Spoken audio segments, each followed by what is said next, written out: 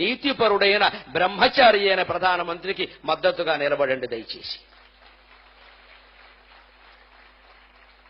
ఆ వ్యక్తికి కూడా ఏమన్నా జరిగింది అంటే గుండెల్లో బాధతో చెబుతున్నా ఇక దేశాన్ని రక్షించేవాడు లేడమ్మా, ఆయన మరో హనుమంతుడు, మరో భీష్ముడు. నాకు పార్టీలతో నిమిత్తం లేదు, నాకు ఆయన అంటే అభిమానం. ఆయన ఖచ్చితమైన నిర్ణయాలు ఉన్నాయి. వీళ్ళకి లొంగే మనిషి కాదు ఆయన.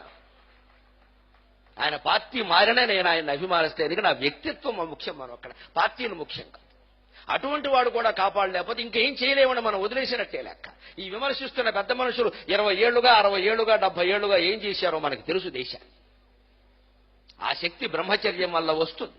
నరేంద్ర మోడీకి కూడా ఆ శక్తి ఉంది.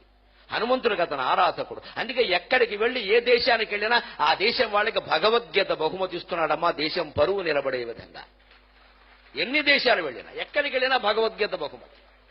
అమెరికా వెళ్లి 9 రోజులు ఉంటే అనుకోకుండా ఆ 9 రోజులు దసరా నవరాత్రులు అయితే మీరేమన్నా అనుకోండి, మీరెంత ప్రధానమంత్రి అయినా అవ్వండి, అధ్యక్షుడు అవ్వండి, నేను ఈ 9 రోజులు అన్నం తినను, కేవలం నీళ్లు తాగుతాను, నిమ్మరసం తాగుతాను, నాకు అదే ఇవ్వండి అని ఇతర మర్యాదలన్నీ పక్కన పెట్టి తన దుర్గాదేవి భక్తిని చాటుకున్న ఏకైక లౌకికవాది, ఏకైక భారతీయుడు నరేంద్ర మోదీ.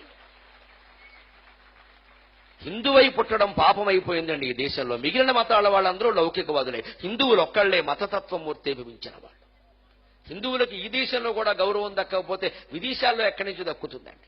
రామాయణం చదివినవాడు, సుందరకాండ చదివినవాడు, హనుమంతుడిని ప్రేరణగా తీసుకున్నవాడు కాబట్టే ఉగ్రవాదుల పట్ల ఎలా ఉండాలో అలాగే ఖచ్చితంగా చెబుతున్నాడు. నిన్న కూడా చెప్పాడు, నట్లు బోల్ట్లు బిగుస్తున్నాయి, అందుకే జరుగుతోంది, కంగారు పడకండి అన్నాడు.